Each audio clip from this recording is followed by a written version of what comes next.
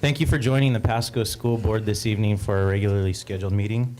This meeting is recorded for broadcast on Charter TV channel 191, and you may also find the recording if you go to YouTube and search Pasco Public Schools.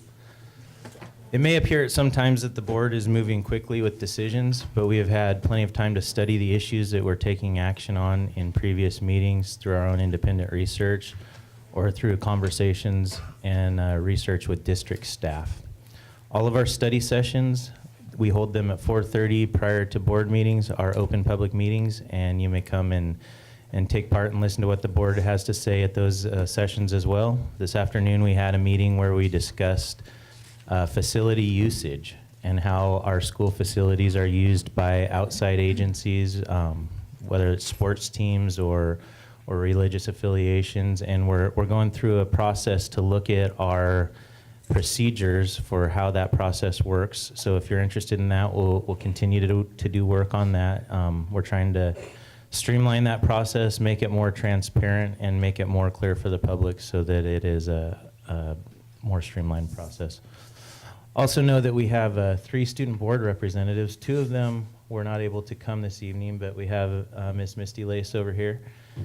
They're an important part of our decision-making process. They consist of juniors and seniors from our Pasco high schools, and they help give us student voice, and they're leading a group of high school students in a superintendent advisory council. I believe you guys have a meeting tomorrow, and our student board reps are helping lead this and spearhead this to get even more student voice and expanded student voice to contribute to the board. So we thank them for that. Next we have the flag salute. We have Pasco High School Principal Raul Satal here to introduce some students. Sorry, Ms. Sixkiller is here. Yes, my name is Kylie Sixkiller Bossard. I'm an assistant principal at Pasco High School. Good evening, President Lehrman, Superintendent Whitney, and members of the board. It is my honor to present the Pasco High varsity girls tennis team to lead the flag salute this evening. Led by Coach Charlie Villanueva, our girls are 3-peat district champions, currently vying for a 4th consecutive title this spring, starting with districts this weekend. So I would like to recognize one of our parents, Mrs. Lisa Guzman. Will you please stand for joining us this evening?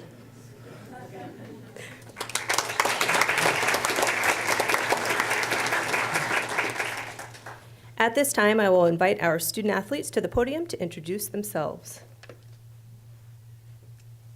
Hi, I'm Kendra Smith, and I'm a junior. My name is Vanessa Quiroz, and I'm a junior.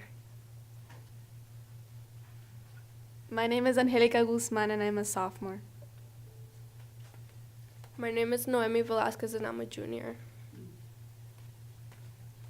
My name is Esmeralda Garcilaso, and I'm a junior. My name is Maritza Villegas, and I'm a senior.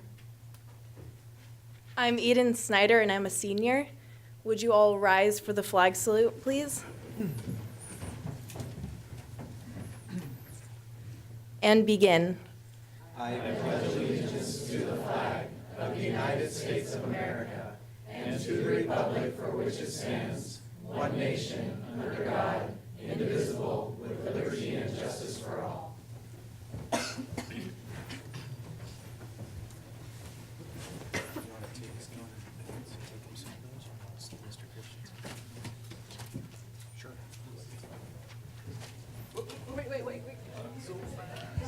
Sorry, students. We have a Pasco Pride pin for you and a picture opportunity.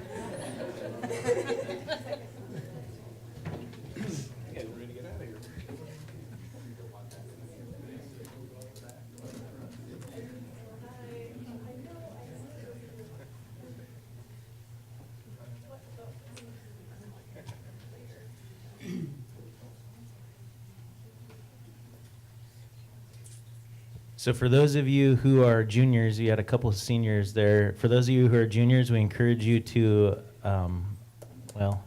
apply, I guess, your little, when's the deadline for that? The 19th of May. until the 19th of May, you're able to apply for a student board representative position here, which is, it's like a student council type position where you're a representative to the board, and there's great leadership opportunities, like we said, and we'll look for our student board reps to continue this new process of having the superintendent advisory council. So if you're interested, get those applications in by the 19th of May, and we thank you for visiting us today.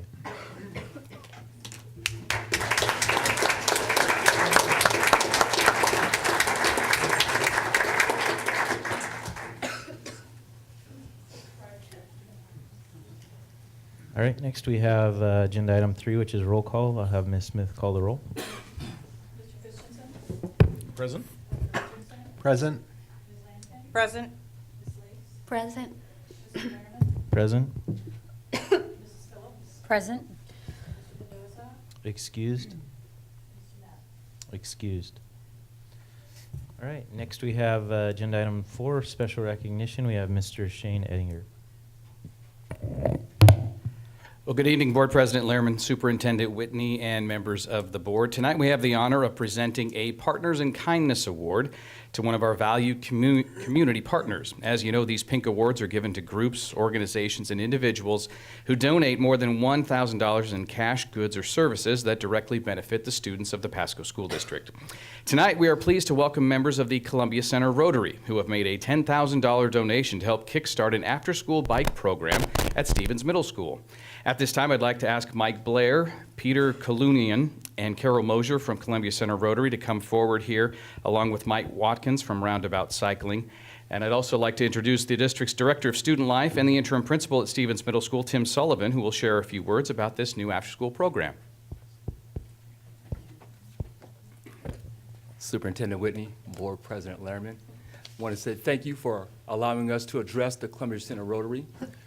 This organization, being that it's an organization outside of Pasco, I'm very excited to talk about the partnership that we have with Columbia Center Rotary. Listening to our story regarding Pasco kids bike riding around the city of Pasco, I being a former student here, remember riding my bike from Sacagawea out to Taylor Flats just to go fishing. Now we have students that don't ride their bikes outside of the neighborhood, and it's just one of those things that we recognize that is important for our children to understand, not just biking, but biking safety. We have great trails around here in the Tri-Cities, and I see a lot of adults, and I say let's get our kids put onto those trails as well. At Stevens Middle School, the idea was actually brought up from the physical education department, which at one time had a bike program as part of the student day. And that, along with having the Columbia Center Rotary folks kind of listen to our message, we were, again, just blessed to have an organization that sees the bigger picture of getting our kids on bikes here in the Tri-Cities. Looking to grow the program from Stevens Middle School to hopefully, again, we have some other feeder middle schools and high schools that we would like this synergy to kind of grow from. So without further ado, I just want to say, Columbia Center Rotary, thank you so much for listening to the Pasco and Stevens messages regarding bikes and bike safety. Looking forward to our club getting started in the fall, and hopefully we can have Ms. Whitney lead our students on a bike ride from Sacagawea to Chiawana. I'm there, absolutely. Awesome. And Mike Watkins, who was also a big part of our program here and actually getting us in front of the Columbia Center Rotary, he was not able to make it this evening, but again, I just want to say thank you to the Columbia Center Rotary and Mike Watkins for, again, the message. And our kids they'll be very excited. And again, hopefully when we kick off our event in the fall, that you're able to come and see the big event and hopefully, again, have Ms. Whitney in front of our students. So, thank you. Thank you. I just echo all the words that Mr. Sullivan said and thank the Columbia Center Rotary and also thank all of our service clubs that are in the Tri-Cities that partner with Pasco and help out our kids. So thank you.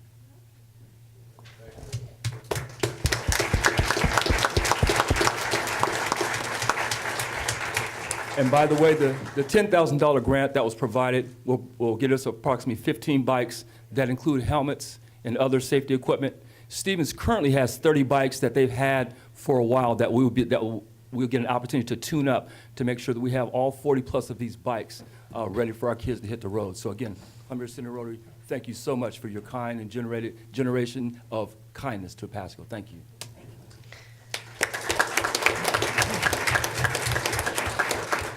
I just wanted to express on a personal note my gratitude to Father Peter. Father Peter married my husband and I almost 16 years ago, so I was able to reconnect with him at the Rotary meeting, so it was like a double bonus.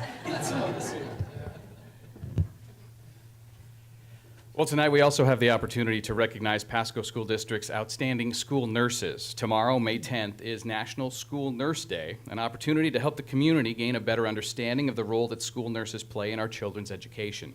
Thanks to school nurses, parents are able to send their children to school with the peace of mind that they will remain healthy, safe, and ready to learn. School nurses take on a variety of roles every day, and for some students, they are the only health professional that they may have access to except in emergencies. Research shows that the assistance and care that school nurses provide can help teachers save close to 20 minutes per day of their valuable time and can help principals save up to an hour per day. Now, we have several of the district's school nurses and health aides here with us tonight. When I call your name, please come forward for a group photo and a small token of our appreciation. Kippy Becker, Elizabeth Blake, Amber Bowers, Jessica Cole, Lisa Henderson, Kate Hetzer, Patricia Hoinecke, Christine Kirkwood, Jennifer Culp, Gloria Larson, Nora Lopez, Kim Lovelace, Jody McDonald, Debbie Mears, Kira Nielsen, Susan Rimpler, Carla Schultz, Cheryl Shank, Lisa Sharrow, Kelly Smith, Rachel Stubblefield, Rachel Treese, Lynn Urbach, Susie Wells, Billy Wensveen, and Vicki Wright.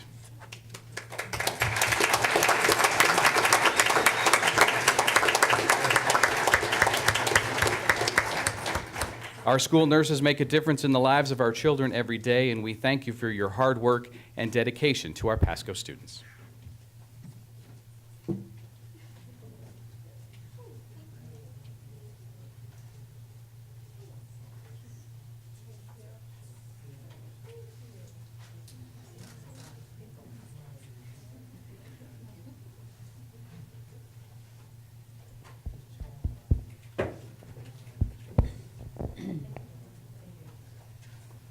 Thank you so much for making the effort to come out here so that we can recognize you and for all that you do for our kids.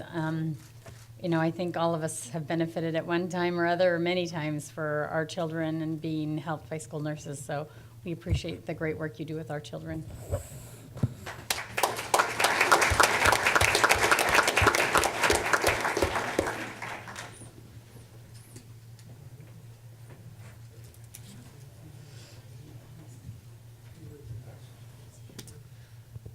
Next, we have approval of the meeting minutes from April 25th. I would entertain a motion. Mr. President, I move to approve the regular meeting minutes of April 25th, 2017. Second.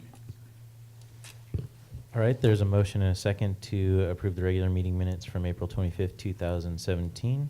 All those in favor, please say yes. Yes. Yes. Opposed, no. Motion carries. Regular meeting minutes from April 25th, 2017 are approved. Agenda item number 6 is the agenda review. There are no additions or changes to the agenda, but I would like to call the board's attention to the request for an executive session under 4231.10(1)G for personnel. Thank you, Ms. Whitney. Agenda item number 7 is audience comments. In just a few moments, I'll open up the microphone so that the audience may come and address the board. We will attempt to answer your question, have two-way dialogue as warranted. If you'd like additional response from the board, please ensure that your name and contact information are left on the back left-hand corner, and we'll get a hold of you for additional dialogue. After the reports and discussion, or reports and discussion and action items from agenda items number 9 and number 10, I will again open the microphone if the audience has comments on those topics. So right now it's the microphone's open for general topic discussion to address the board.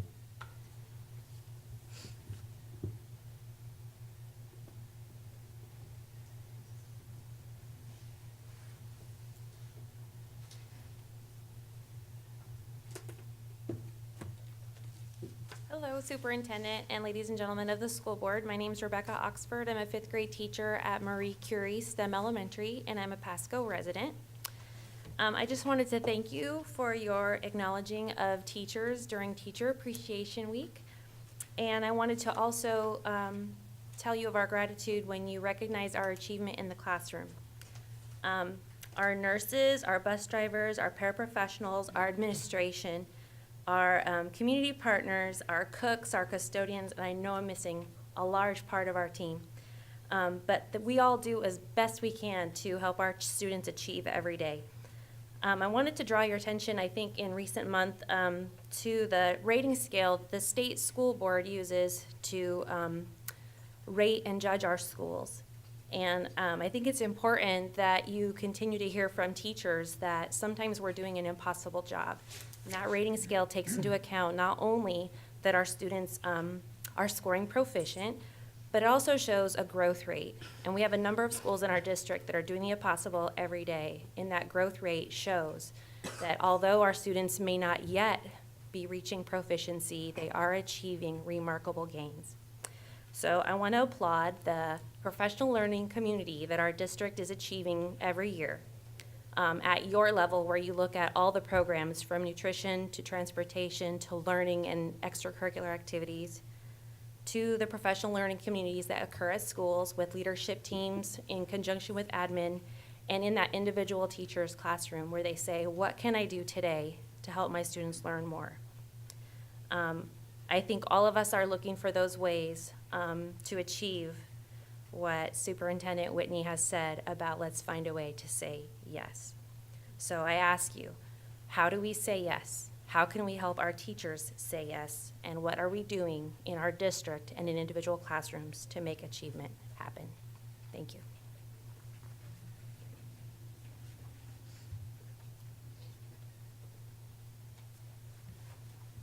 Thank you, Ms. Oxford. And again, we do thank all teachers and as she mentioned, all staff. We know that it takes more than just the teachers. It takes everyone, the nurses, everyone who she mentioned, and every staff member, every community here in order to educate our students. So thank you.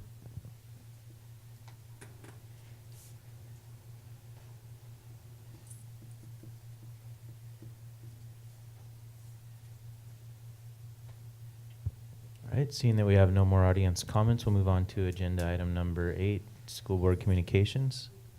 And starting with Dr. Richardson. Thank you. Oh, sorry, we got Mr. Bell here. Sorry. No problem. I didn't see the format right. My name is Don Bell, so I mentor over at Stephen. Good afternoon, everybody. Superintendent, President Scott Lehrman. My question is, I missed the last board meeting, and I know you guys talked about Teachers Week and appreciation for teachers. I got a chance to look at it online, but the thing that I would try to find out or trying to ask you guys is, with all our stuff toward our teachers, I would still like to try to see our teachers pay competitive to the other Tri-City schools around here. You know, and that question is to the board. How can we make that happen to make our teachers competitive with the other school districts around here as far as pay goes? I'm not sure how that worked, but that was something when I was looking at that, I thought about it at the time when I was looking at it, and that's just a question to the board. I'd say I think the board's been diligent in looking at that. We had negotiations 2 years ago, and there are teacher negotiations coming up again this year. And all I can say is that the board looks at what other schools in the region and locally are paying and tries to stay as competitive as we can without hurting other programs in the district there. Okay, thank you.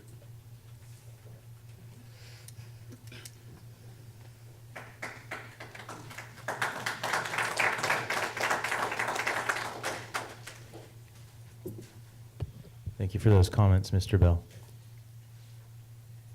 All right, now seeing that we have no additional audience comments, we'll move on to board communications. Dr. Richardson. I'll just comment something real quick, Mr. Bell. I think that's a great point, and we have a lot of discussions. Some of these executive sessions are sessions that aren't public or related to bargaining and things like that, which is allowed by law. And but I will just say that a priority, like you mentioned, is in my mind for any profession is being competitive locally, right? I mean, if you can make more money nearby, but it's more than just that. I know there's a lot of things that go into a job. It's not just money. There's a lot more that factors in, but being competitive both to attract teachers and then doing all we can to retain teachers, not just with pay, but professional development. There's a lot of other factors is an absolute priority. I have 4 children in the Pasco School District, so you better believe I expect us to attract, retain, reward, develop our teachers. So that's an absolutely personal investment that I have and it's a priority. So I just wanted to thank our school nurses too. As mentioned, I have a lot of children, and they've been a great help to my children. Also, through my work, I probably have more interaction with the nurses than most, but they do a very difficult job. If you can imagine being responsible and caring for the health of hundreds of children in the day, it's very overwhelming and very challenging, and we have a great group of nurses, so thank you. I did take some time over the last couple of weeks to visit some of our schools, visited New Horizons, Chiawana, Curie, and McClintock, kind of on a schedule, and I visited their schools last year around this time, and just great things happening at those schools, and I appreciate their staff and allowing us to come into some of their classrooms and just see some of the things that they're doing, and was very happy to see their successes and celebrate with them.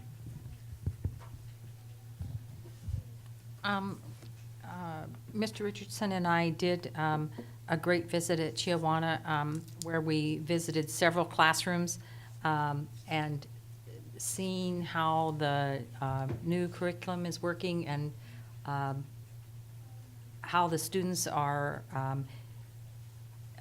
interacting together and working together with the teacher, and it was a great experience. Also, went into the robotics class and watching the kids building their robotics and challenging each other to climb the different grades with their cars that they were building, if that's what you call them. And we had a school lunch, which was great. So we spent a couple hours at Chiawana. So we had a great day there, and we also had a WASDA meeting that we had that all of us were able to attend. It was here in Pasco, so that was we had a great meeting and learned some. We had a social media session beforehand that we got some great information from, so that was informational. Thank you. Yeah, that social media thing makes me question whether I really want to be on this school board or not. It's the public meetings, an open public meetings thing, that can be pretty tricky sometimes, navigating that. So these past couple of weeks, I was able to attend the Nano de Mayo event at McClintock, and saw some of the teachers there, visited with them, and saw some of the presentations of the students and their hands-on experience of using the scanning electron microscope as the official name of it, I believe. But and then I just watched some of the things that they had learned and the presentations that they had made.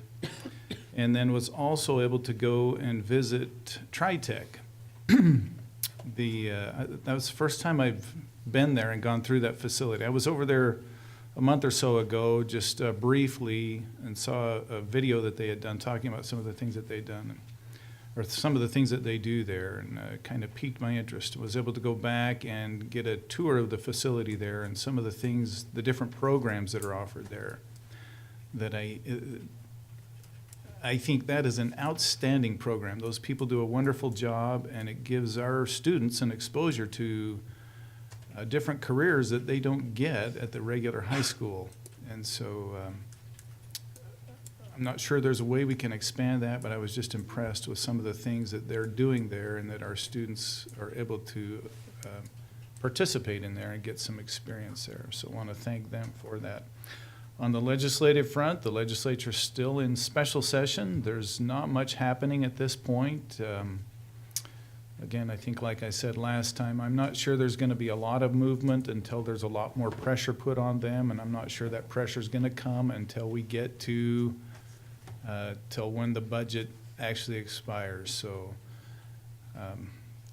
there are a couple of things. The urban growth boundary issue is still in play. It hasn't been finalized yet. The legislature's still working with the governor, trying to get the right language in the bill. And then as far as the testing goes, the high-stakes testing for graduation, we haven't heard anything on that yet. I think the House passed it. It's back in the Senate's court, but what'll come of that, we don't know yet. So, thank you. I'll pass. Seems like life gets busy as our school year comes to an end. I feel like I've spent a lot of time in the schools. It's been mostly my children's own schools. The WASDA meeting was really beneficial. I've been pleased with the organization and how it trains us and helps us to do our very best for our school districts. It was a privilege to have it here in Pasco, and it was a privilege to hear from our superintendent who got to address all of the area people that came from all over this district to come listen and learn from the WASDA president, from people, several people from Western Washington that came to help us understand things and let us know where things were going and things that we could be doing. And the presentation that Superintendent Whitney gave was remarkable. I had several people comment after we got done, oh my goodness, I cannot believe what this district has accomplished this last year. It's remarkable. So that was an exciting thing to be at, and to see so many recognize the direction that we are taking and the great growth that has been made in really a really short time, and really, not just because of the leadership, it's also because of this community coming together, the teachers, the new curriculum. There's just so many things that are coming together to I really feel like enhance our children's learning. So I just appreciate all you do. I got to participate in some of the things for our teachers and help out at Livingston, where two of my children go to school, to help recognize some of those teachers, and that was a privilege to do. And fun to see my children get so excited about wanting to thank their teachers, as each one gave them a handwritten note. And I have a couple of kids in special ed, and they didn't want to just give one teacher. They wanted to give several teachers these handwritten notes, and they wanted to give them something. So we got them all a pack of gum that told them that we were extra special, extra grateful for all that they did. So it was a fun week. And some of the year-end things, the induction of the National Honor Society, got to attend that at Chihuahua. That was a really neat thing. Anyway, it's sad because I have a senior and these things are coming to an end, but it's always exciting as one group goes on and the next one comes up. So it's an exciting time of year. Yeah, I'll echo what several of my fellow board members said about the WASDA regional meeting. It's always good to see other school board directors from around the region, hear what their schools are doing, talk to them. Also see the executive director from WASDA and hear about other stuff going on in the state and how that impacts us. And Ms. Whitney did a great job presenting what we're doing in Pasco. And I think, like always, we have a lot to be proud of here in Pasco, like Ms. Phillips said. So that was an exciting presentation to be a part of. Today I was able to go over to the Special Olympics. I guess we probably call it a regional track meet over at Fran Risch. And I saw, I'm sorry if I miss any schools, I saw Chihuahua, Twain, Livingston, Mac, I think, Longfellow, who else? Franklin. Lots of awesome athletes there. And after I was there, I was sitting there thinking, like, man, it's such a great event. And I think the last time I went, it was in Pasco, so it's probably been 3 years or so since I went. But you go, and I was going, man, there's a lot of, like, you have the competition and you have the community. And I was going, there's a lot of C words here. But number one, what I saw was just the compassion and you really see it from the kids. And you see the kids with no disabilities that are buddies, leading around their buddies that they made throughout the year, by the hand up to the starting line, and you just see compassion all around. So a great event to go attend if you ever have the chance, and I always feel blessed to go and see that and see that community and that compassion. I just wanted to quickly acknowledge our school nurses who are still in the room. I've had a phenomenal opportunity to serve in a variety of roles in this organization, and in those roles I've worked really closely and shoulder to shoulder with our nurses. And I've told people that in the jobs that we play, people come to you sometimes in their most vulnerable moments, and there is no truer statement made than those of school nurses. And sometimes it's us as staff. Like I don't know how much time you spend with staff, but I think you probably do. And so I just want to express my sincere gratitude, both personally and professionally, to you and the work that you do. They say that you can't educate a child who isn't healthy, and you can't keep children who aren't healthy educated. So it's that cyclical and that give and take relationship between teachers and nurses that really it's an integral relationship. And I just want to express my gratitude to you, and thank you very much.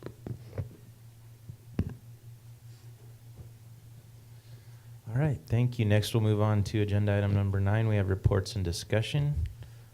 Our first report is curriculum adoption recommendations in Leadership Science World Language French by Mr. Eric Bowles. So while Mr. Bowles is pulling these presentations up, I'm just going to acknowledge that he has 2 back-to-back reports this evening, and Eric serves our organization as Assistant Superintendent of Teaching and Learning. He'll be providing a recommendation for curriculum review, and then followed immediately with an update on our early learning initiatives.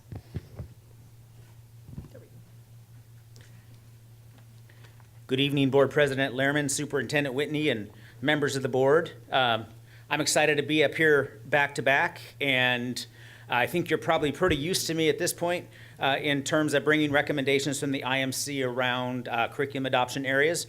And tonight, pleased to focus on World Language French, Science, and Leadership curriculum. So I'd like to start by what for me is a highlight, just acknowledging the folks in the room who have worked so hard in the capacity of analyzing and recommending curriculum this year. I'd like to start with a couple of our curriculum administrators who made it this evening, Megan Nelson and Leanne Nunemaker. Between Megan and Leanne and Suzanne Hall, the upstairs is pretty well populated Monday through Thursday as we're going through this work, and they've put in long hours and just, I think, done an outstanding job in terms of their attention to detail. I'd also like to acknowledge our partners from PAE. Greg Olson's in the audience tonight. It's been a very collaborative process between the district and PAE as going through this volume of curriculum with the number of standards that have either in academic disciplines that have either been recently adopted or are adopted or in flux, and with the marketplace really working to catch up in terms of what's out there and available around instructional materials, the ability to be transparent and dialogue back and forth and really do what's best based on what our teacher-led committees are recommending, I think has made a huge difference in the process. And then last but not least, I'd like to acknowledge and have our folks stand and be recognized. Anybody from the World Language, Science, and Leadership committees who was kind enough to donate more of their personal time and come and be present with us this evening. So please stand and be recognized.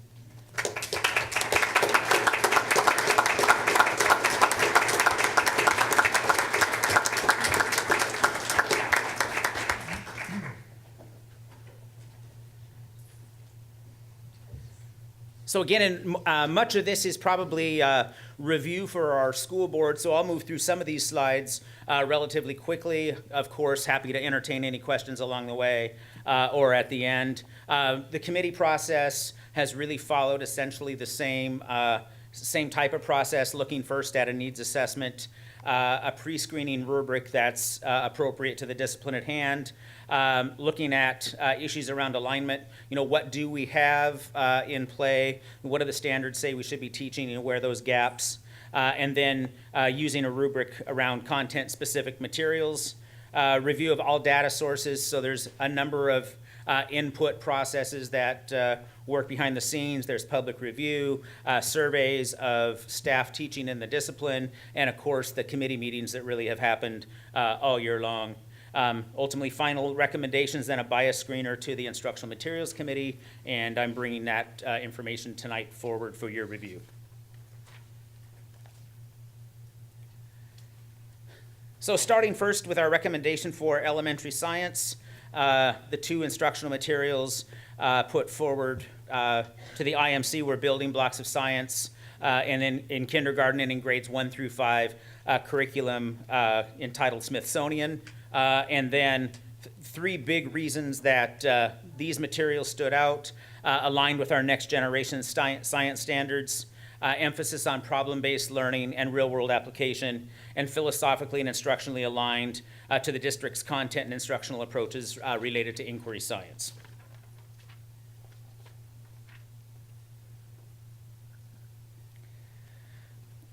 In grades 6 through 9, and then the remainder of the high school grades process, all categories evaluated with the EQUIP rubric to look for adequate evidence of meeting criteria. And I think an important piece to emphasize here is we know that when we look at aligning instructional materials to standards, in the best case scenario, a set of instructional materials might be 70% aligned to a set of standards. And so, any feedback that we've received along the way that things are not perfectly aligned is absolutely the right type of feedback to be receiving, and our committees work continuously on recommending what we should do in terms of shoring up the gaps, even with the materials that we select. Strong and exploring components to allow students continue to build knowledge without initially giving away answers, and teacher supports, including videos, rubrics around student misconceptions and strategies. The curriculum at the high school level also STEM scopes, exceptional aligning to 3D learning. I had to do a little bit of work around what was 3D learning myself. Of course, I put my notes on a different slide, but I'm going to go ahead and retrieve those right here. So the 3D learning just refers to how the instructional standards with the next generation science standards are aligned. First to the content domain in science, second to what they refer to as the cross-cutting concepts, and that's alignment to other areas of standard, particularly ELA and mathematics, and then also aligned to the science and engineering processes. Other strengths, engaging through hands-on inquiry and support for content and instruction.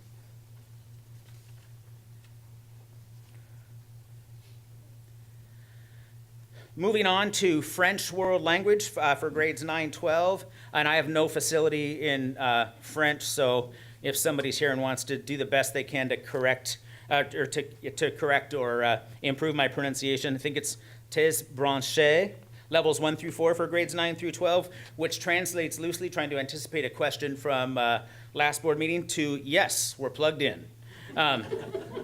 It aligns to the Washington State Learning Standards, prepares students for our advanced placement exam, provides critical thinking activities, and differentiates activities and assessments. You didn't have anybody question you. It doesn't mean I was right. Sounds good to me. Yeah. So recommendations for leadership community, or curriculum rather, at the high school level first. Aligned to the Washington student leadership goals and focuses. And this is at the high school level. I should have said that right up front.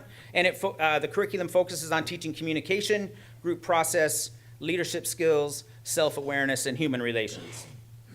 Starting at the middle for the middle school, aligned to Washington State leadership goals and objectives again, and focusing on teaching communication, group process, leadership skills, self-awareness, human relations, and then service projects and projects to improve both team building and school climate.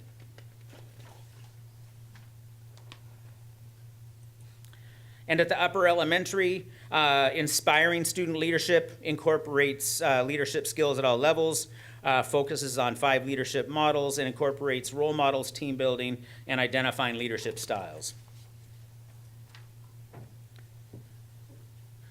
So, and again, next steps, you're familiar with these. Purchase and receive the materials this summer, develop curriculum and assessment guides over the summer, and professional development occurring August and ongoing.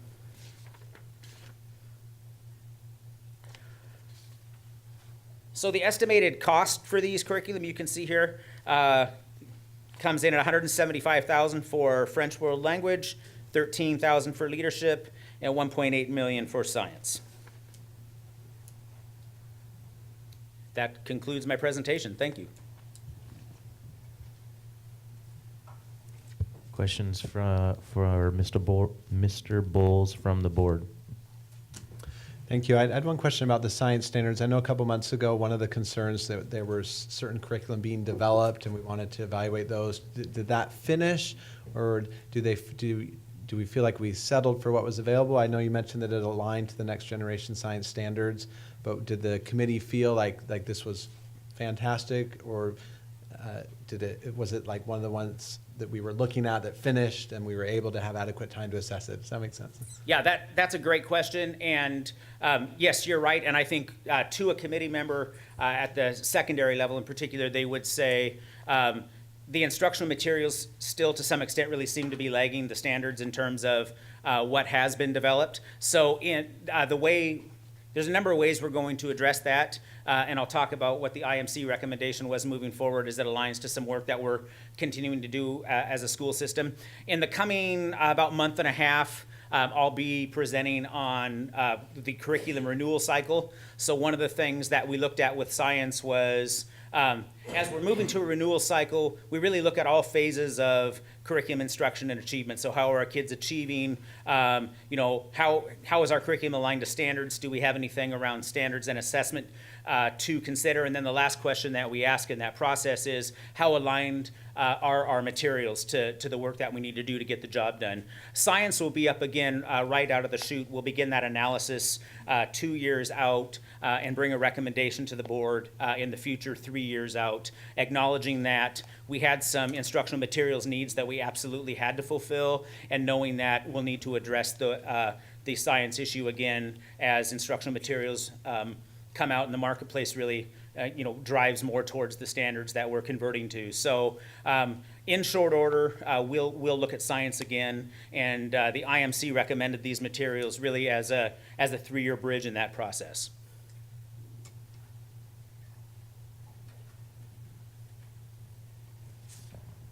I really appreciated the fact that it looks like there were so many science teachers that weighed in on the science curriculum and those decisions. That's really promising, and hopefully that really helped. Anyway, I also want to tell Greg Olson and PAE how much we appreciate your cooperation with the district in developing this. It's been an immense amount of time. It's been a huge lift for our teachers, and it's exciting, and it's great. I'm looking forward to seeing the effects of this curriculum and all it's doing, and hopefully we have some really great curriculum to work with. So thank you for all of your time and energy and effort and all of your work. I've got a question on the leadership. Is that a class? Is that a after school? What is this leadership curriculum and program? I'm curious to know how that works. And I'm going to defer to either Megan or Leanne to join me here at the podium, because I probably can't give a complete and accurate answer. So I can take a stab at it while they're making their way up there. We have phenomenal leadership teachers, and they're standing in the back there. I just want to acknowledge them. That's where the leaders hang out. That's where the leaders hang out, is in the back. So the answer to your question is yes, that it is a class during the day, and they often also run extracurricular programs through clubs, etc. So the curriculum materials that are here will be used in the class, but then reinforce and help the extracurricular activities as well. So do they sign up for leadership, or are they kind of identified by other teachers and recommended as? The students? Yes. Yes, I think I think it's great. I find it interesting that Washington has student leadership goals and objectives, and that's wonderful. I think leadership is critical. And There we go. I was hoping she'd make her way up there. Hi. To answer your question, I currently teach 5 sections of leadership at Chiawana. I have 2 advanced leadership sections, one of which is a servant leadership model where we provide different opportunities for student and staff recognition within the school day. And then my second advanced class is a project-based class, and we provide community service opportunities, assemblies, dances, various after-school events as well, including the Special Olympics a couple of years in the past 4 years. And then I have 3 introduction to leadership classes, the first semester of which I focus instruction on learning how to be a leader, learning a lot on student introspective activities in which kids learn what type of leadership style they're best suited to, as well as communication, stress management, appropriate humor, Maslow's hierarchy. We focus for a long time on Maslow and how it relates to our student demographic and why we choose to keep things like dances, proms, etc. in our building to keep costs down for our demographics. And then the second semester of which they learn project-based instruction, how to carry out a project, what to do, what different things are important, like budgeting and making sure you have enough staff and how you do setup and those kinds of activities. Our first year we started with 1 class and now we're at 5. So next year I had 258 requests for intro and great. 80 requests for advanced. That's great. Yeah, we visited one of your classes. I can't think it was one of your advanced classes, but it was great. And I had the same question, Mr. Christensen. Is this something that people have to be recommended for? And no, they can sign up for. But I think a caveat to that is sometimes a teacher or counselor, as students are looking at electives, may say, hey, you should really consider this. And I'm sure that happens at times, but I was pleased to hear that it's pretty much open. You can sign up for it. I had a similar question about the elementary curriculum. Is that something that's available to our elementary teachers, or do we have, what is our elementary models? So we found some varying degrees of leadership involvement at the elementary schools as we did the curriculum review. We have several teachers who, as the 6th grade moved down into the elementaries, were kind of at a loss because it's not something typically we had done in the elementary level except having ASB officers and that type of thing. And so when we did our vendor presentation, we had a couple of teachers from Maya who attended who are very, very excited because they see the need across the district in the elementary to do something specifically aimed at 5th and 6th grade and didn't know what direction to take. And as a result, we're very excited with what we provided them and the opportunities that the Association of Washington Student Leaders would provide as well. At the middle school level, doesn't it look a bit different? I know that I had a son that was very interested, and he did, I believe, through enhancement, not through a typical class, and it was by invitation. Is that different now? Yes and no. Okay. I'm the leadership teacher at McLaughlin, and the kids at McLaughlin are nominated by their 7th grade teachers. The problem with a lot of the kids coming in is that it conflicts with a lot of other opportunities, AVID, treble choir, advanced shop program, music programs. So the kids have to pick. So they're invited into leadership, and then it's left up to them to make that decision. And my kids are with me all year during the 40-minute enhancement period, and they basically do a lot of what Sarah's kids do throughout the year in one class. And I'd like to invite you to one of their events this Friday. They have planned a mini Relay for Life, and they've organized an entire event for the kids to do walking presentations, a whole day full of events. So if you're out at McLaughlin area this Friday, you're welcome to stop by. Is the intent at the elementary school level? So we're gonna buy some curriculum for 5th and 6th graders. Is it that only the ASB leaders will use this curriculum, or is the intent that we're spreading some kind of class and curriculum district-wide for all 5th and 6th graders to take as a special or an enrichment? It's a really good question. We did a survey with the elementary principals in which we asked what to what extent they utilized leadership curriculum at this point. And many alluded to anti-bullying curriculum and things of that nature that a lot of their counseling staff does.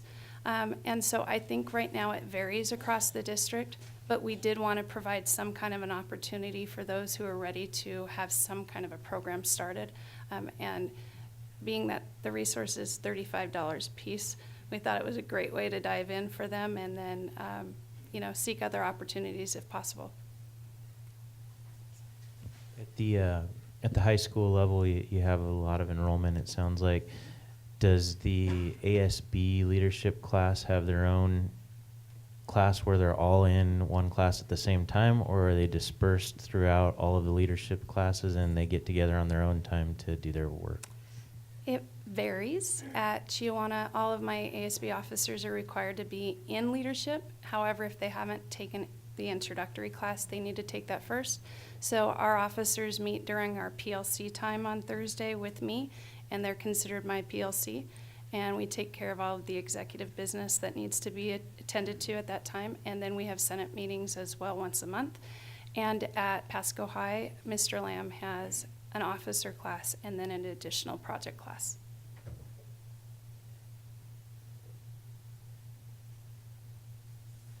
Thank you. Any other questions from the board?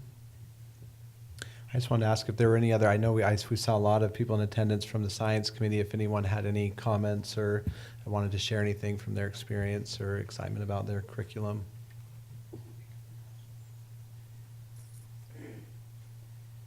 Hi, I'm Hattie Osborne. I was on the Elementary Science Curriculum Committee, and I just wanted to say I spent so much time with such dedicated, amazing professionals.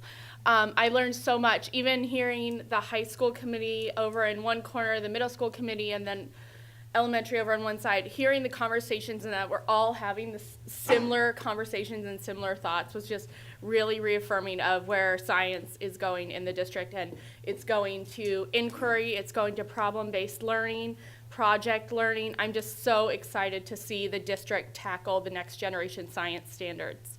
And I'm excited for everyone to have equitable science materials in their schools. I just love the process so much, and Megan Nelson for facilitating. She's a great facilitator.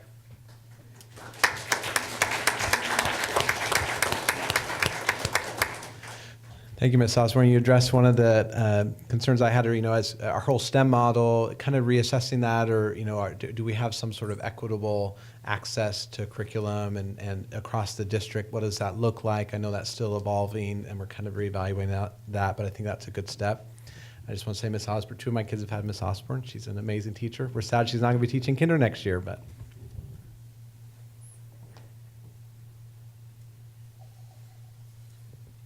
So when does the board need to take action? I'm looking at the next step here. We got purchase and receive materials summer of 2017.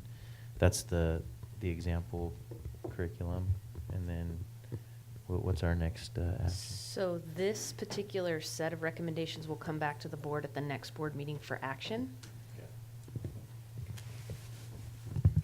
All right, additional questions or comments from the community?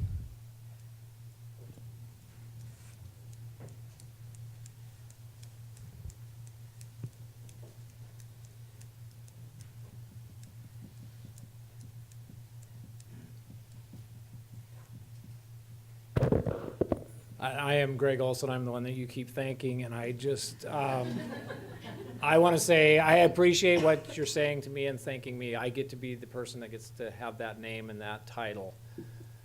This isn't happening because of me. So I appreciate your thanks, and I appreciate Eric's thanks. The district and the union are working very well together. We have turned a big corner, and we are working very well. These teachers are the ones that have done this work, and I just don't want anybody to forget the amount of hours that they're putting into there. I don't have to do that. They get to do that. And whether they want to or not, they get to do that. They've chosen to do that. I think some of them have chosen to do it, and then you'll watch some of them may not want to do it later. We do have a few, though. I will tell you, we do have a few people that keep coming back each year and doing more of this. The teachers are the ones that are doing this. And I belong there. I get to stand up here and do these things. You get to thank me, but and pushing it off to them.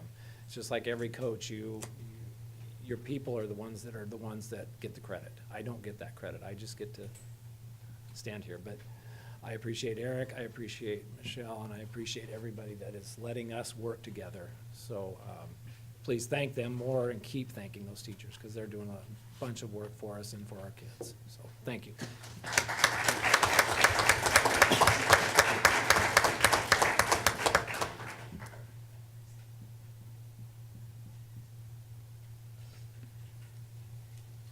All right, any last questions, comments, discussion from the board?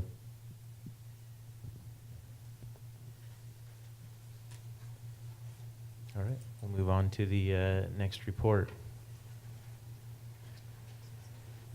Mr. Eric Bowles.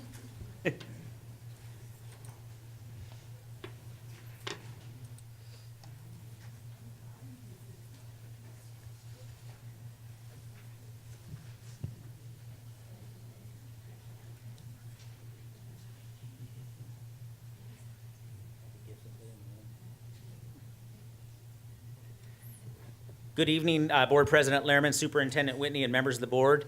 It's my pleasure to bring back an update around early learning.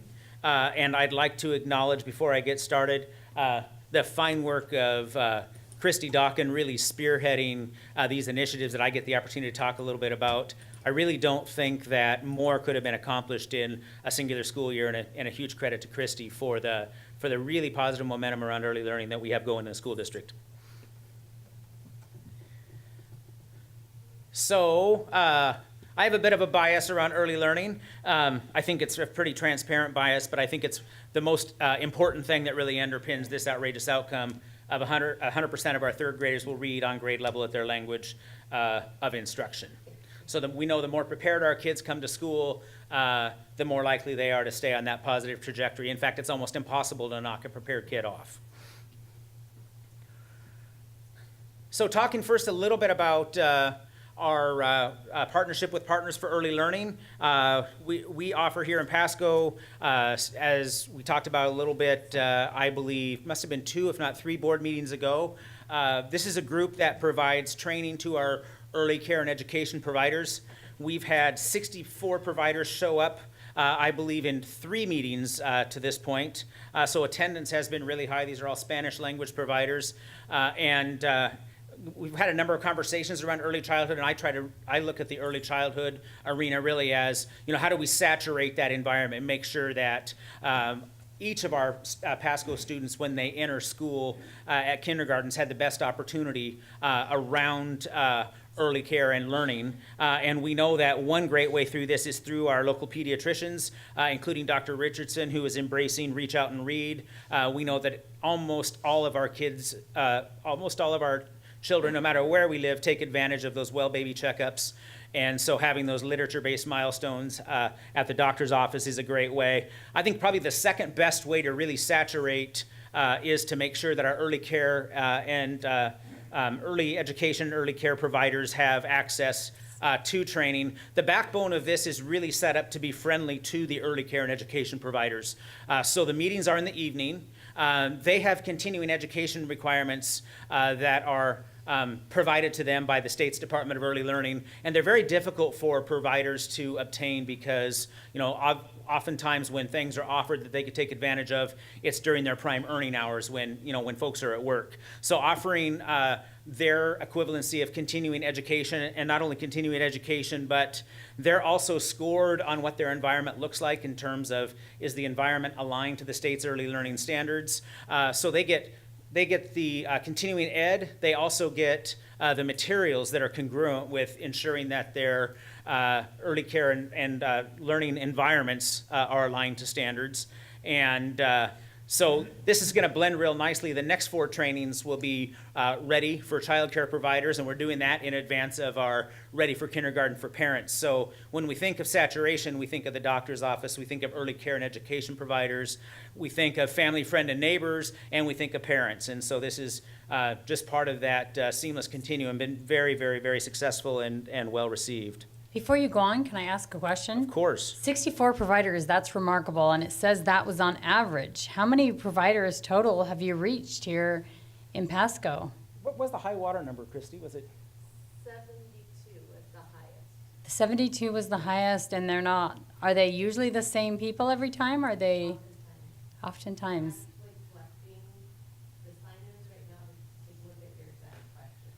Anyway, that's remarkable. That is so exciting. And so we also talked about our Kaleidoscope play and learn groups that we're doing as a school district, but also in partnership with the ESD and with Catholic Family Services. And you see we've expanded now into 4 play and learn groups as of April 25th.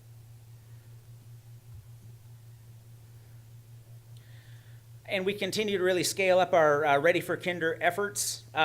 So we'll have 2 staff attending the training program in June. So we're starting to build our own cadre of Ready for Kindergarten trainers.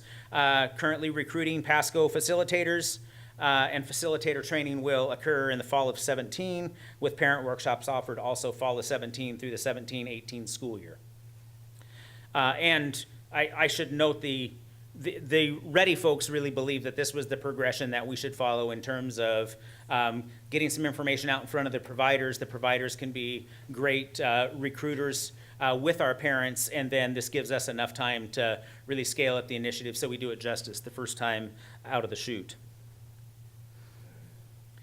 And an update on our Early Learning Center. The ESD has submitted on our behalf an application for expansion slots for ECAP. Those include 40 half-day slots and 54 full-day slots.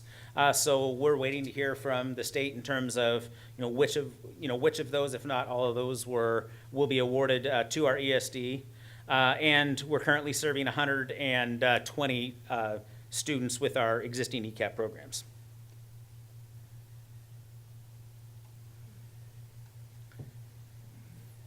And that's our early learning update.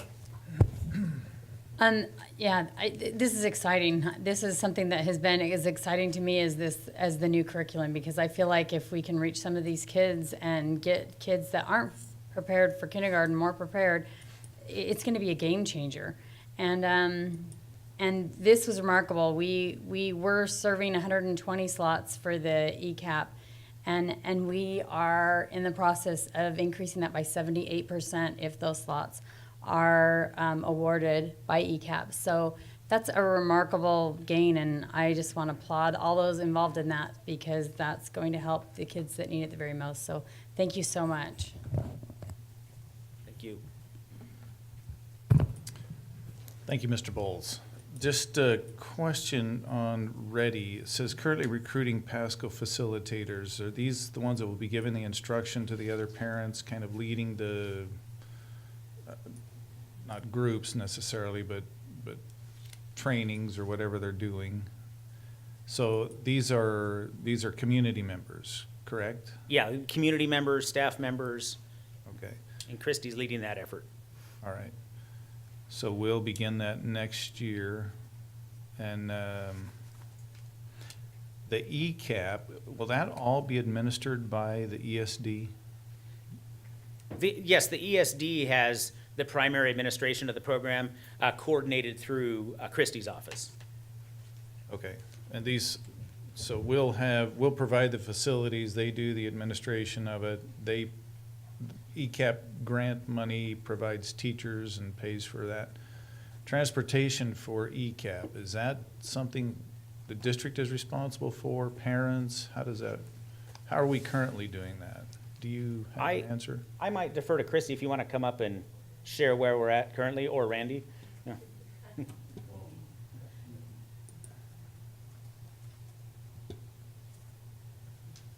Right now, as it stands, the district funds the transportation to and from the school. Of course, depending on the parents, can also transport. Okay. Thank you.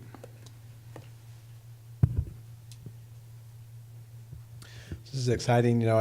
We've looked at the numbers earlier, and just to remind our kindergarten, based on WA Kids, which is the assessment our kindergartners receive, roughly 25% of our kids were prepared. The most recent on math, I think, was what they had showed us, and it's similar, I think, for reading. So it ended up being like 1,000 kids that are like behind when they start, and that's just overwhelming if you think about our kindergarten teachers and what they have to face, and then that continues unless we address this. So I think it's great that we're addressing this from multiple avenues, because that's the only way you're going to reach all these people. I did have a question about the ECAP and the allotment of half-day and full-day slots, and kind of who decides that. Is it flexible for us? And then what determines if a child is placed in half-day or full-day ECAP? Ultimately, the ESD determines what they think they can support in collaboration with us. So the additional 94 slots, some of the factors that went into that is, how quickly can you staff it up? We right now run a full program with our 120 students, but that's been a work in progress over approximately 3 years to make sure that we have students taking advantage of all those slots and a wait list. So to be able to induct and train and hire staff to recruit enough students to the program, the ESD felt like in the neighborhood of 100 slots was what made some sense for us. In terms of half-day versus full-day, I can speak to some prior experience implementing ECAP, and so the mix that we would look at if we're fortunate enough to get all our slots again would be 160 half-day slots and 54 full-day slots. There were families, in my prior experience, implemented only half-day ECAP. There were a number of needy families that would have taken advantage of ECAP as a program, but there were two sort of deal-breaking factors for them, one being midday transportation and the other being the difficulty of finding half-day childcare otherwise. And so my belief is that by having mostly half-day slots, we'll be able to serve more students, so there's an economy of scale issue there. In having some full-day slots, it really does allow us to be mindful of individual family needs. And so, in my opinion, that's what the ESD has applied for on our behalf. It's a pretty good mix.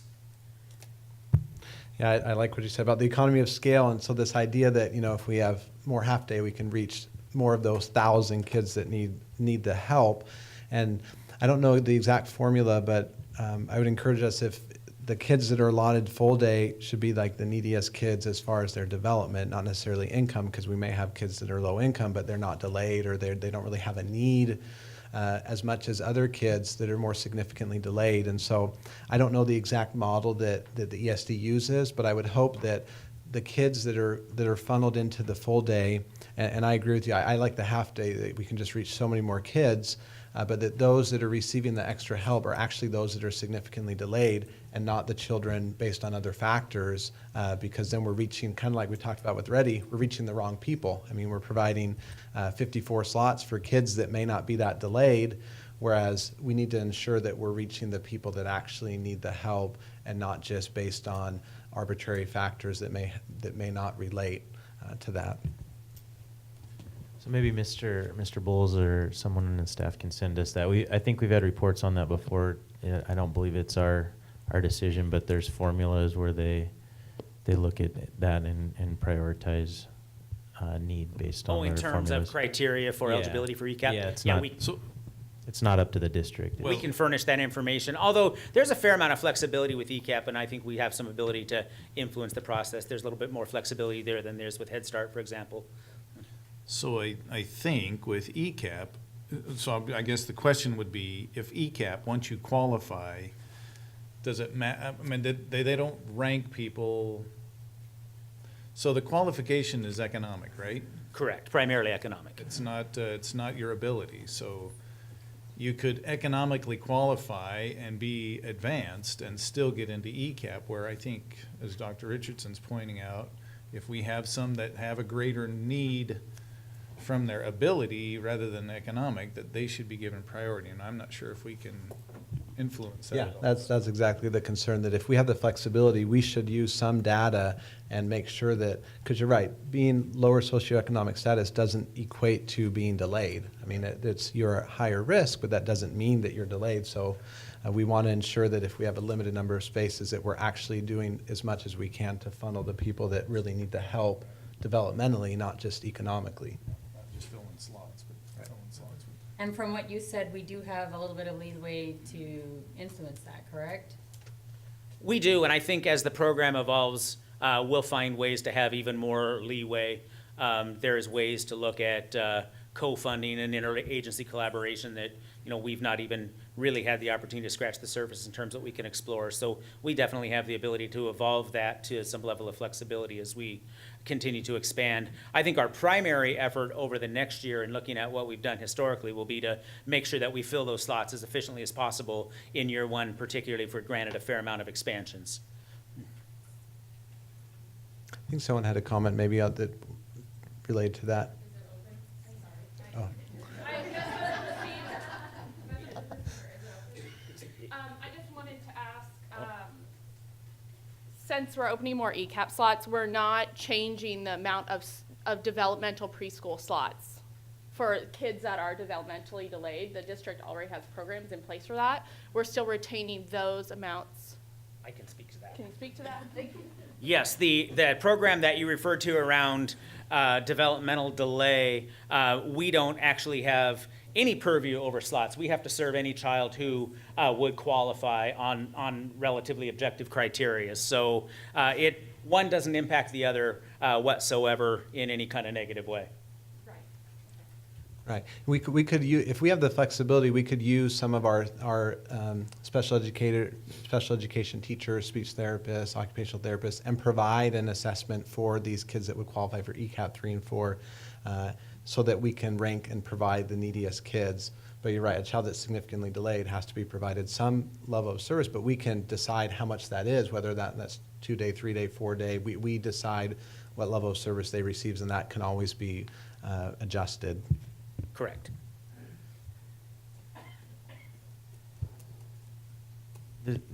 Like some of my fellow board members said, it's very exciting stuff here. I remember maybe 3 board members here had just joined about 3.5 years ago, so it was probably 3 years ago this winter. I remember having a study session, and we all sat down and we're talking about strategic plans and priorities of the boards, and this was one of the things that came out was, you know, expanding preschool opportunities for kids in the district. Knowing what we know about, it's a lot more cost efficient to work the kids in the preschool rather than having lots of money thrown towards interventions and other things later. And I remember we were talking about, well, what are we going to do? What are we going to do? And I remember people throwing around terms, well, we'll have this multifaceted or multi-pronged approach. And eventually that became, you know, we use the keywords continuum of service here.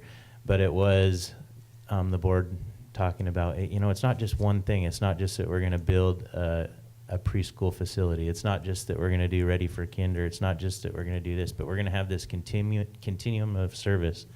So it's really exciting to see this.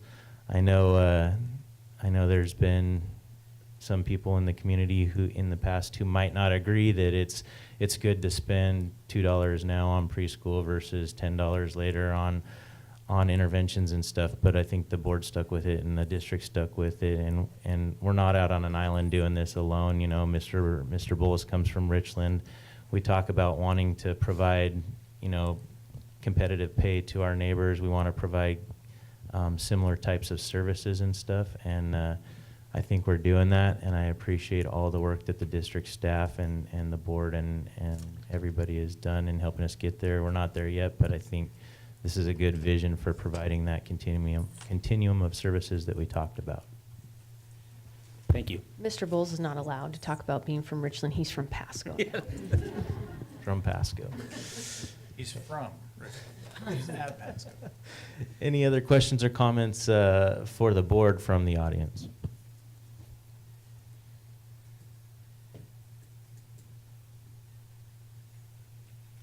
Thank you. Thank you, Mr. Bowles. All right, next we'll move on to agenda item number 10, action items. First thing up is is public hearing and resolution 935, approval of sale of real property. We have Mr. Randy Nunamaker here.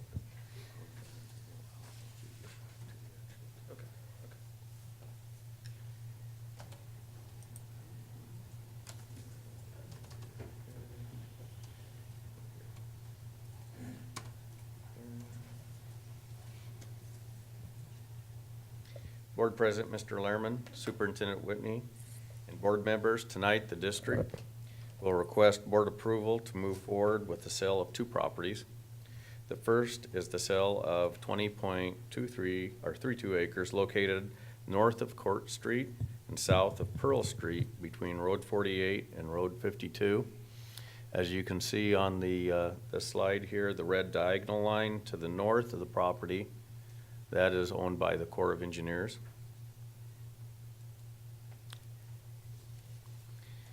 And the second is 20.76 acres located immediately to the west of Franklin STEM Elementary School. The district requests the sale of both properties as the property locations are no longer suitable for educational purposes.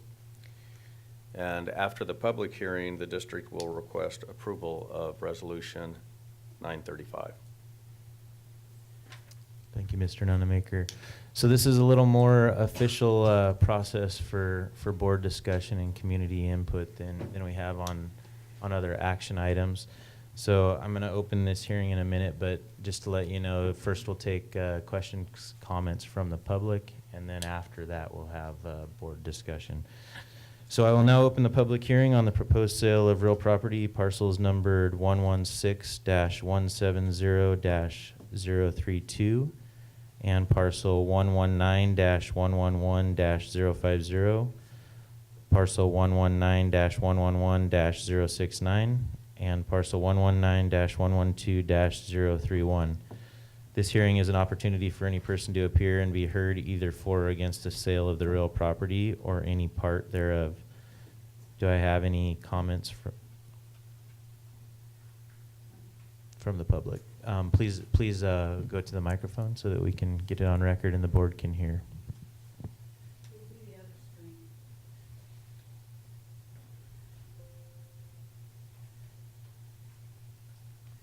And please state your name. My name is Mary Mahoney, and I'm understanding Lot 1, 2, and 3 would be sold together, 1, 2, and 3? Yes. I do have a question about the totals here. It's 20.32 gross acres, and then it says 14.51 net acres. I'm a novice at this on sales, so what does that mean? Does that mean you would, the use of the acreage would be the 14.51 or the entirety? We'll let Mr. Nunemaker answer that question. Yes, I can answer that question. The 20.32 acres is the total acreage. The 14.51 net acres is the acreage that, with the Corps of Engineers property that they own, that's the usable size of that property is 14.51 acres net. So my next question would then be, pointing out if I could, if it's okay? Yep. Yes. Is this section right here where the trees are, where this red goes through, and here, is that to be developed? Go ahead, Mr. Nunemaker, please. The district right now is going to request with the public hearing and a potential approval by the board to move forward with the sale of this property would then enter into potential negotiations with any buyers that would be interested in the property. We have no idea how they would develop the property or what their intended purposes would do, as we don't know of a buyer at this time, of course. So I think, can I ask a question? Sure. The difference between the net and the gross, the approximately 6 acres, that's part of the core property. It cannot be developed on by a future buyer, is that true? That would be, right now, I can't answer that question. If they were to approach the Corps and have them vacate the property or something, that's a possibility. But at this point, it belongs to the Corps of Engineers. Okay. And in our analysis as a board and as a district, we determined that we can't say what the future buyer would do with it, but we wouldn't be able to put school back in there, a school back in that area. No. Does that answer the question? You have. I do want everyone to know too that we've spent, I don't know, it feels like hours on this in executive session because anyway, property is one of the things that you need to do this with. And we've had so many questions asked, and it would probably take an hour to just do it all. So we haven't taken this decision lightly, seeing as how much land we need as a district. But we are trying to make sure we have the best suitable sites that we can build schools on, and capital in order to buy those. And I believe this property was donated in, like, what was it, 1963 or something ridiculous? It was, the majority of the property was purchased in the mid-sixties. Anyway, needless to say, we have tried, since I've been on the board, to use it. It's just not been successful in using it. So we love this location. There's a lot of reasons why it's not suitable for a school. And so we're going to have to sell it and hopefully buy something that's better. So that's where we're at. Further questions? My questions aren't certainly not to prevent. Oh, no, I love your questions. You keep going. So Oh, I hope you don't mind. I just wanted to explain that, so you keep going. This property, that strip in there, was designated by the Corps of Engineers as a flood zone, I'm understanding. And I live right across the street from it, so I have a special interest in this. And as such, it falls under SEPA, the State Environmental Protection Act, which, under that, is a critical area ordinance. And under that is a frequently flooded area zone, which under that is FEMA, which under that is FIRM, which under that is NFIP, which under that is a call for a flood plain specialist to come in and assess the area. And these pages are, I can read all the requirements, but what it boils down to is money. Now, you develop this, and you're going to create a violation in FIRM. That's flood insurance rate maps. That's a 100-year floodplain map. And then that increases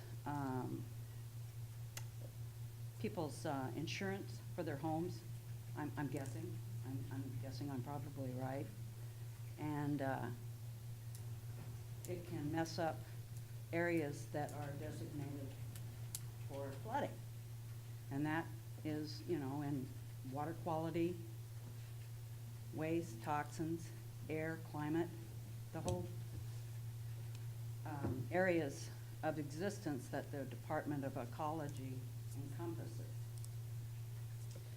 And under that, there are, which I've appreciated blindly, although I've been watching, but not knowing that I have been the recipient of just loving priority species that occupy that area, including bald eagles, red-tailed hawks, owls, in particular burrowing owls that are protected, kingfishers, some of which that I have rescued and taken to Blue Mountain and returned to their habitat, which is protected by the critical area ordinance. Has this been considered by anyone, and to the from the seller to the sellee, these restrictions? And I've gone to the Audubon Society, and they do bird counts in there. You don't appreciate it until it's gone, you know? I'm not trying to hog it for me. This is ours. This is our legacy, really, the planet. And it's really getting chawed up around here. I know we all notice it. And in light of what's happened today at Hanford, it's timely. So I don't know where we stand as a community to save that area. And I don't know if, pardon me, I don't know if, like, this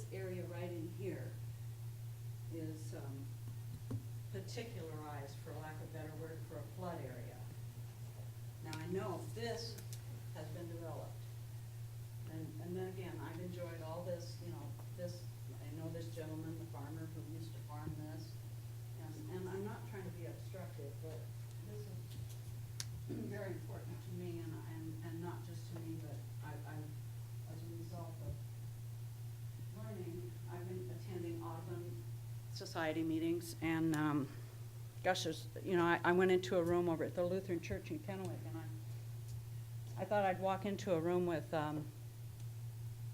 5 or 6 people. Walked in the wrong room. I said the Audubon, and it was Alcoholics Anonymous. So I sat down, and they said, "No, this isn't Audubon. It's down the hall." I said, "Okay." So I expected maybe 8, 10 people. The room was packed. They had it in the auditorium. And I've learned that these people have started what they call, it's an RCW 36.708.703.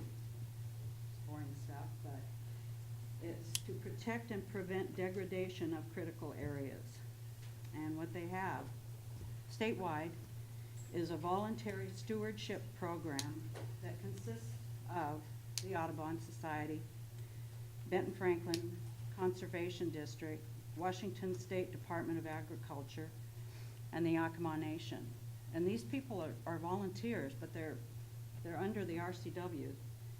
And they go around, and this is serious business. These are people that count these birds, and they want to know. And I'm going to the next meeting, and I'm going to tattle. I'm going to tell. So to answer your questions, has the board considered all these things? I'll tell you, we're not aware of all these things, and I don't know what all the details on what can be built there, and I want to tread lightly on what I say. It's all of our responsibilities to be responsible stewards of the environment. We understand that, but I know it's not the board's responsibility to hold on to land for that intent and purpose. It's our responsibility to serve the students of the Pasco School District. So what we're here to do is talk about putting this up for sale, and I hope if everything you say, or if what you say is true, and I believe you've probably done your research, and there are restrictions on this land, we'll see that in the sale price. If there are community groups that would like to purchase this and hold on to it and keep it a wildlife refuge or do whatever they want with it, I'm hoping that they would step up. But as a school board, again, it's not our responsibility to hold on to the land for that purpose, but it is, I understand what you're saying. Everyone's responsible to be a good steward of the earth and environment.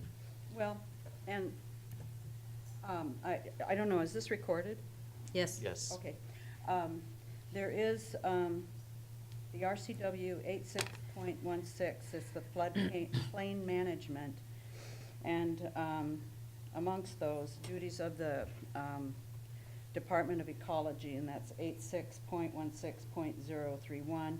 That would, just briefly I'll say, it's floodplain management, critical area ordinance, frequently flooded areas, mapping of migration zones, and habitat protection. And along with that, and I'll end with this, is 86.16.081. There's a civil penalty, there's an enforcement portion of the chapter. And that does open you up for a lawsuit. Okay. Or the owners. All right. Okay. Well, thank you. Thank you for the comments. We appreciate them. Thank you. Ms. Mahoney, thank you for waiting. I think you waited an hour and a half just to make these comments. I'm sure you were thrilled with our discussion and the other topics, but I appreciate that. Not many people come to these types of things, and it is a good reminder because it's something that not all people consider. And it's hard, you and I, and we already have houses in the community, so it's hard to restrict. It's a balance, right? We can say, well, we don't want you to develop this land near me because I like that area for our community. But there are other families that have houses that maybe have grandchildren that want to move to our community. So it's a real tough balance, maintaining sites like this. I can say I know there are a lot of people that want to add areas in our community for like community gardens and other things that would beautify and bring more of this nature type stuff to our community through our parks or schools or in other ways. And so we don't know we're not in, who would buy this. We don't know. We haven't looked at that yet. And so for all we know, it may be a group or someone that preserves it like you're hoping for, that we would be able to maintain that. But none of us can predict that, what would happen. But I'm with you. I hope that does happen. If they're anything like us, we just hang on to it for 50 years and didn't do anything with it. So maybe it'll be there for the next 50 years until both of us are dead. So we'll cross our fingers for that. I see beyond that. I see beyond my death. And I don't know if others can appreciate that, but it's not just for me. And there are liabilities and there are laws to protect. And wildlife, I haven't really gotten into that at all, you know, in the legal way, but I can see that there are people that devote their lives to this. And I understand why. And just on a side note, I was a history major in school. And I remember Thomas Jefferson in his city planning. He was a city planner, and it's gone crazy. It's not the way he planned it. There was always a portion left for wildlife, as I remember in my studies of Thomas Jefferson. And I think that he would approve of a portion to be set aside for wildlife. I'll end that. Hope it happens. Thank you. Do we have any other questions or comments from the public?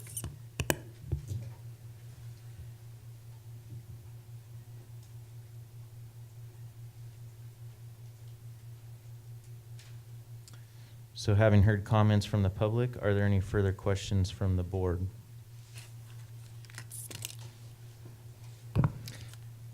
I want to thank Mrs. Mahoney for coming in. That, I tell you, we're all part of this community, and your comments are appreciated. What's going to happen with that land?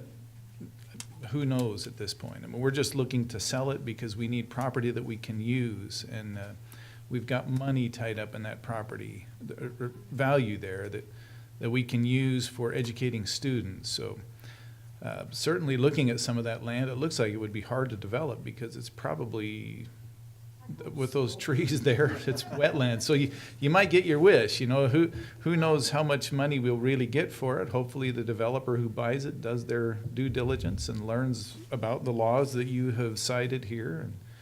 And I'm sure that will be reflected in the value of the property, but. Well, yeah, sure. Sure.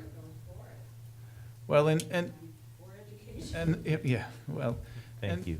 You know, the Audubon Group, maybe there's people in there that would be interested in this property and buy it and, you know, do what they can with the usable part of it and preserve the rest of it. So who knows what'll come of it, but just thank you for coming and being aware of this. I'm impressed that somebody at least reads the meeting notices and comes and attends and gives their input. So thank you. Thank you. Oh, so Roger lives right down there too, doesn't he? He's got to be pretty close. He put you up to this? Okay. Well, thank you. Well, thank Roger for us. We appreciate the comments. All right. Did we have any other questions or comments from the board?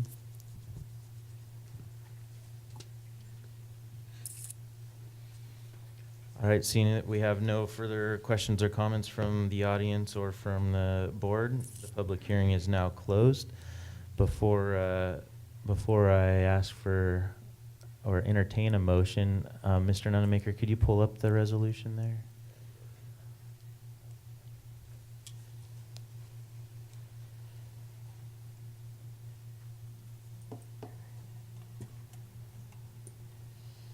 So if we go to the backup 10A, yeah, there we go. So this is resolution number 935. It says, whereas the Pasco School Board of Directors have duly advertised for a public hearing to sell property owned by the district, the parcels identified as Franklin County Tax Identification Numbers 116-170-032, 119-111-050, 119-111-069, and 119-112-031, And whereas upon conclusion of that hearing, the board has determined that the aforementioned parcels are no longer suitable or required for school district or district purposes. Now therefore be it resolved that the Pasco School District Number 1 Board of Directors authorizes the sale of the parcels identified as Franklin County Tax Identification Numbers 116-170-032, 119-111-050, 119-111-069, and 119-111-031 in accordance with RCW 28A.335.120. So that's the resolution number 935 that I would entertain a motion on. I so move. Second. All right. We have a motion and a second to approve resolution number 935, authorizing the sale of the said parcels. There's a motion and a second. Additional discussion? I would ask Ms. Smith to call the roll. Yes. Yes. Yes. Yes. Yes. So the motion to approve resolution number 935, authorizing the sale of the 4 parcels discussed, is passed. Thank you, Mr. Nunemaker. Next, we have agenda item number 10B, Nutrition Services Price Increase 2017 and 2018. We had a presentation and discussed this at our last board meeting. Board President, Mr. Lehrman, Superintendent Whitney, and board members. Tonight, the district asked for board approval to increase elementary and secondary breakfast and lunch prices beginning in the 2017-2018 school year. Information regarding breakfast and lunch price increases was presented at the April 25th, 2017 board meeting. There is a need to bring this Pasco School District into compliance with the USDA's paid lunch equity. The proposed increases for breakfast and lunch prices beginning in the 2017-2018 school year are shown on the screen before you. At this time, the district requests approval of the 2017-2018 lunch price increases. Any questions, comments, discussion from the board?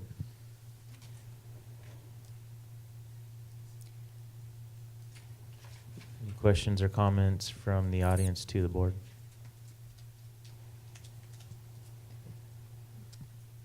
Mr. President? We had extensive discussion on this, as I mentioned at the last board meeting, so I would entertain a motion.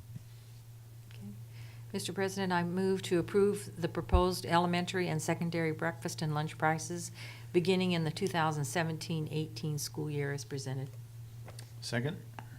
There's a motion and a second to approve the proposed elementary and secondary breakfast and lunch prices beginning in the 2017-2018 school year as presented. Ms. Smith, please call the roll. Yes. Yes. Yes. Yes. Yes. Motion carries to approve the proposed elementary and secondary breakfast and lunch prices beginning in the 2017-2018 school year as presented. Thank you, Ms. Blair, for the information and presentation last week, and thank you, Mr. Nunemaker. All right, next we have agenda item number 11, which is the consent agenda. We have personnel, warrant approval, New Horizons High School relocation change order number 2, and we have overnight student travel for Tijuana High School mathematics, engineering, science achievement, or the MISA Club to the state competition in Redmond, Washington. I'd entertain a motion. I think this is the shortest consent agenda I've ever seen. It is. Mr. President, I move to approve the consent agenda as presented. Second. There's a motion and a second to approve the consent agenda as presented. Ms. Smith, please call the roll. Yes. Yes. Yes. Yes. Yes. Next, we have agenda item number 12, future agenda items. So I just wanted to point out, we are having a study session on the 23rd of May that will focus on MGT's continued work toward our long-term facilities management plan. The study session will include an update on financial information, enrollment projections, and an initial report from at least one of our community engagement, if not all of our community engagement events. Our community engagement events are happening on the, where's Randy, 16th, 17th, and 18th of May at our middle schools. So those of you who are interested in participating and giving your input into our long-term facilities priorities, please attend one of those. That's for community members, teachers, staff, etc. So we're looking forward to having that, that as part of the study session report on the 23rd. During the board meeting will be a focus on all things graduation and college and career related. I'll be doing a highlight of our focus on our outrageous outcome for 100% of our students graduating with a college and career ready, so with a plan toward college. And we're also going to be having an update on our current college and career readiness initiative. So big focus on graduation. Oh, and then I'm sorry, I wanted to remind the board that we are requesting a special meeting on June 6th at our normal study session time of 4:30, where MGT and the Community Builders Advisory Group, you guys will meet as a combined group that day. Thank you. So a reminder, we have an executive session under RCW 423110G. 1G. 1G. We expect it to take 30 minutes to discuss personnel. And we will recess into that executive session right now. Thank you for sticking with us tonight, and thank you for supporting Pasco Public Schools.